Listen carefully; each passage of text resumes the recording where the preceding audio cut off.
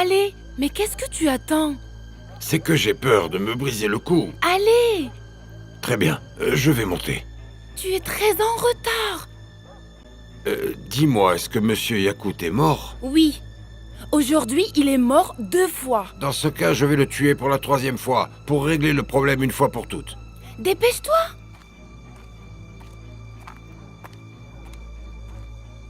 Pourquoi êtes-vous arrivé en retard, policier? Pourquoi? Pitié, je vous en prie, arrêtez, pitié, pitié.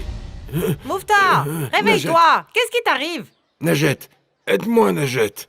Najette, où es-tu? Comment ça, Najette? Moufta, allez, réveille-toi. Qu'est-ce qui s'est passé? Oh, Seigneur, ce n'était qu'un mauvais rêve. Amène-moi de l'eau, s'il te plaît. C'est qui cette Najette? Quoi, Najette, je ne la connais pas. Donne-moi de l'eau, s'il te plaît. Tu as appelé cette Najette dans ton sommeil. Ah oui, je m'en souviens. En fait, c'est la servante de Shehab, le tueur de son propre oncle, Yakut, le joaillier. Dis-moi, pourquoi tu rêves de cette fille? Je n'en sais rien du tout, tu n'as qu'à lui demander. Ramène-moi de l'eau. Tu me trompes, c'est ça, Moufta. Je ne veux plus vivre avec toi 1 minute de plus. Elle est partie. Elle m'a laissé tout seul. Et sans me ramener de l'eau.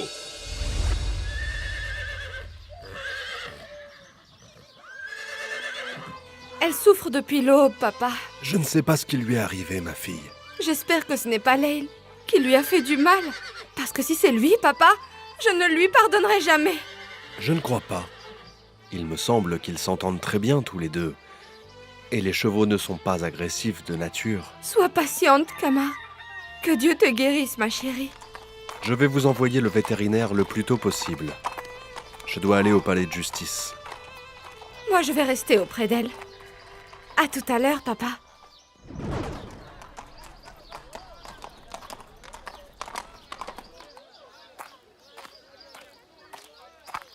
Vous êtes toujours à l'heure, monsieur le juge.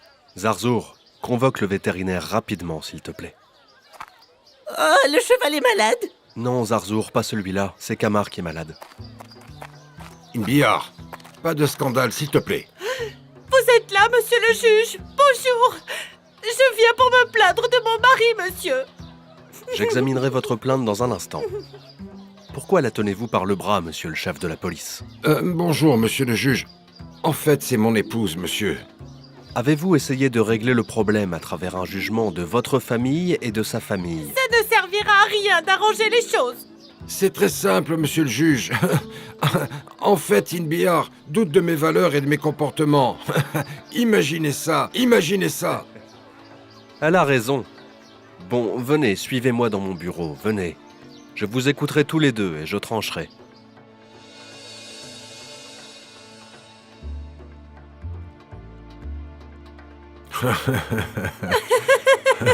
J'ai mal interprété tout ça. Je suis si stupide. Je n'arrête pas de te le dire. Tu es la seule femme dans ma vie, Inbiar. Je ne pense qu'à toi. Vous savez, le bon policier, c'est celui qui diversifie les sources dans ses enquêtes. Voilà, tu vois. Najat n'était rien d'autre qu'une autre source pour mes enquêtes. Rien de plus, ma chérie. Et dans la justice, je ne connais aucun article qui pénalise les rêves. Alors, tu es rassuré. Ce sont les paroles du juge lui-même. Il n'y a aucun article qui pénalise les rêves. Puis-je entrer, monsieur le juge? Oui. Viens, Zarzour, nous avons terminé. J'ai prévenu le vétérinaire. Il va aller voir la jument après la prière de midi. Excusez-moi, mais c'est l'heure de l'audience, monsieur le juge. Alors nous allons partir. J'espère qu'on ne vous a pas dérangé, monsieur. Dérangé? Pas du tout, voyons. C'est une très bonne nouvelle. Tu vas bientôt devenir maman, Kamar. Et puis nous aurons une petite jument à qui j'apprendrai à sauter par-dessus les obstacles. Louange à Dieu. Ce matin, nous étions tristes à l'idée qu'elle ne meure. Et maintenant, nous sommes heureux comme elle parce qu'elle va mettre au monde un petit. Je profite de cette occasion, monsieur, pour vous demander, si vous le voulez bien, de nous continuer l'histoire des dames, Sarah et Hajar. Ici, dans le jardin? Il fait très bon. Cette brise est si douce et agréable. Oui, c'est vrai. Bon, on s'était arrêté quand le prophète Ismaël a découvert le puits de Zamzam alors qu'il n'était qu'un nouveau-né. Il l'a creusé encore et encore avec ses tout petits pieds. Et alors, Hajar a bu de l'eau et a allaité son petit enfant? C'est bien ça? Non, non. Nous avons déjà dépassé cette partie de l'histoire. On s'est arrêté quand les géants de la famille Jorom ont vu les oiseaux voler au-dessus du puits sacré de Zamzam. Les géants sont arrivés au puits qui a été nommé Zamzam. Car quand la dame Hajar a vu l'eau exploser fortement, elle a serré les bras et a dit « Zimi, Zimi ».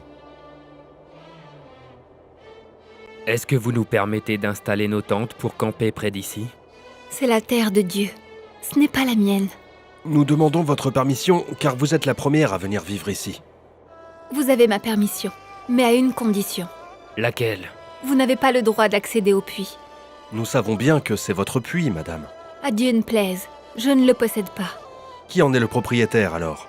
Seul le Seigneur. Le Seigneur? Oui, celui qui passera par ici aura le droit de boire de ce puits sans rémunération. C'est ma seule condition. Vous pouvez être sûr que cette terre sera peuplée d'ici quelques jours seulement. Soyez sûr aussi que le bien y arrivera de tous les côtés.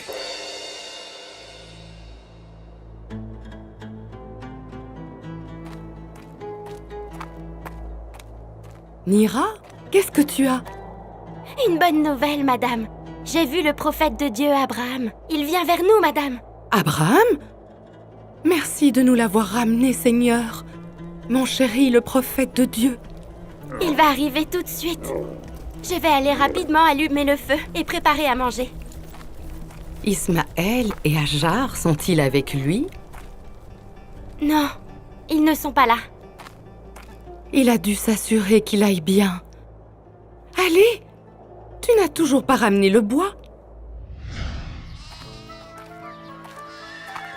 Toute cette bonté nous arrive grâce à vous, femme du noble prophète. Ce n'est que grâce à Dieu et à l'appel d'Abraham pour guider le cœur des gens à venir sur cette terre sacrée. Nous avons appris de vous l'éducation et les hautes valeurs morales, et votre brave époux nous a guidés et incités à l'adoration de l'unique Dieu. La moindre chose qu'on puisse faire pour vous remercier, c'est vous donner cette nourriture. Acceptez, s'il vous plaît. Dieu nous a enrichis par sa grande générosité. Alors ne refusez pas sa bonté.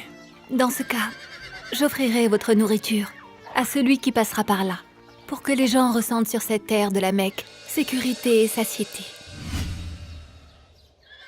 Des invités sont arrivés chez le prophète Abraham. Oui, je les ai vus. Et leurs visages sont illuminés de lumière et de bonté. Notre prophète a demandé que l'on tue un grand veau pour eux. Mais nous ne possédons que ce veau, tu le sais bien. Oui, je sais, mais il a demandé à ce qu'on le tue.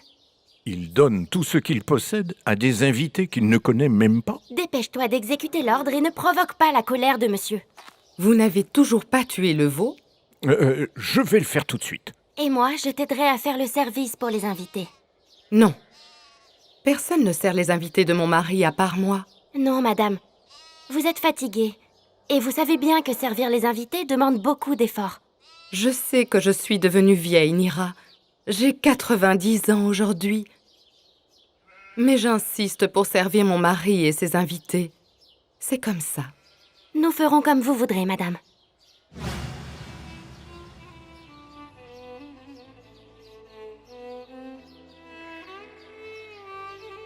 Est-ce que les invités ont fini de manger pour qu'on puisse faire la vaisselle? Ils n'ont toujours pas touché à la nourriture. Et comment cela? Plusieurs longues heures sont passées depuis qu'ils sont là et ils n'ont pas encore faim. Qu'est-ce que vous avez, madame? Qu'est-ce qui vous fait rire? Les invités d'Abraham m'ont annoncé que j'allais avoir un enfant. Quelle nouvelle merveilleuse! Qu'est-ce que tu racontes, Nira? Comment puis-je être enceinte à cet âge? Je suis une vieille dame stérile. J'ai déjà atteint les 90 ans. L'invité d'Abraham lui dit « Es-tu surprise par les capacités de Dieu? Que la miséricorde et les bénédictions de Dieu soient sur vous, habitants de la maison. Dieu est glorieux. » Alors ces invités étaient des anges, envoyés par Dieu sous la forme d'humains? Oui, c'étaient des anges. Et pourquoi sont-ils venus? Dieu leur a ordonné d'informer son noble prophète et ami de leur destination afin d'effectuer leur mission. Et quelle est leur destination?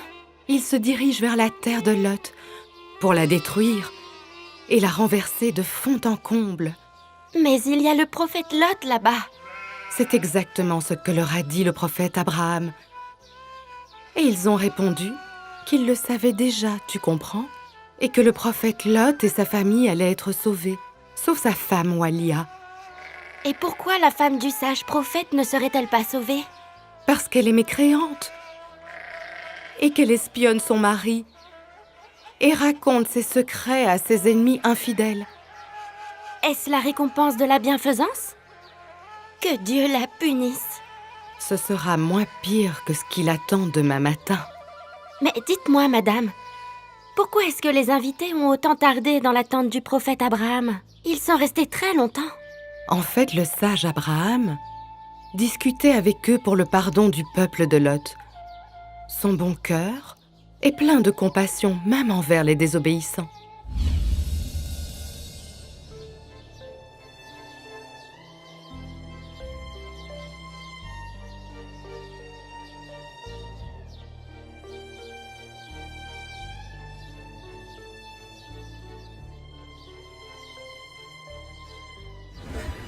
Qui aurait pu imaginer que cette terre aride deviendrait un jour un sanctuaire pour tous les croyants?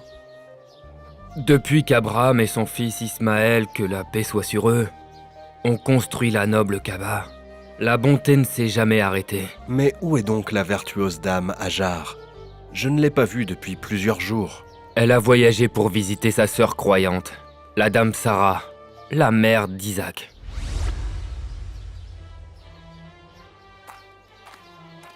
Sarah, Madame Sarah.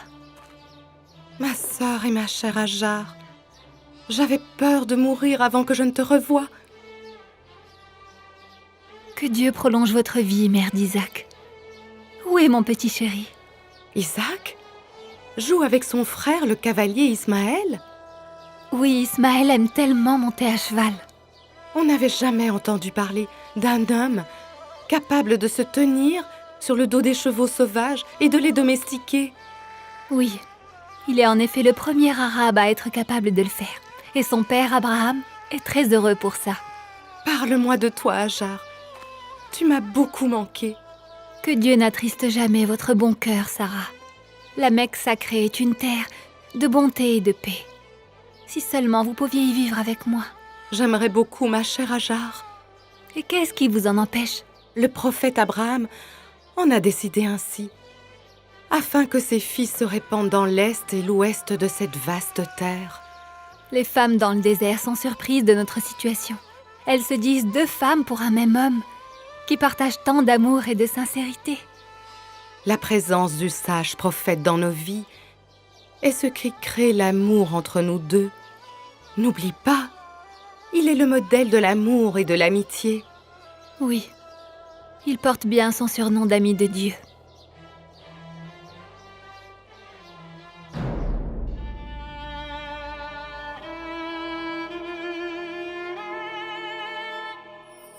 Au nom d'Allah, le tout miséricordieux, le très miséricordieux.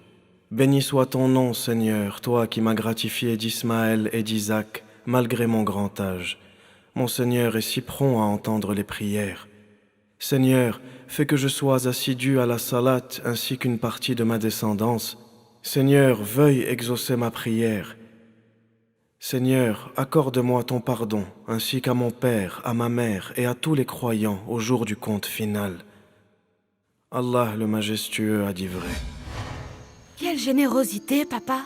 Je suis perdue. Qui des deux aime l'autre le plus?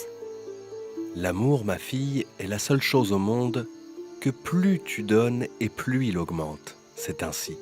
En fait, si j'ai très bien compris, papa, Madame Sarah voulait voir les enfants d'Abraham d'une autre femme. Et Dieu l'a récompensée en lui donnant un enfant à 90 ans. Et la plupart des prophètes de Dieu sont des descendants de la noble Sarah. Et la bonne et patiente Hajar, qui a tant couru entre les collines de Safa et Marwa. Ne lui suffit-il pas que de sa descendance est venu le prophète Mohammed, que la paix soit sur lui? Il lui suffit et plus encore.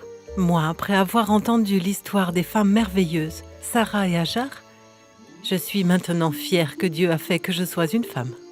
Et demain, si Dieu le veut, je vous raconterai une autre histoire, à propos d'une autre femme merveilleuse, qui a été également citée dans le Saint-Coran.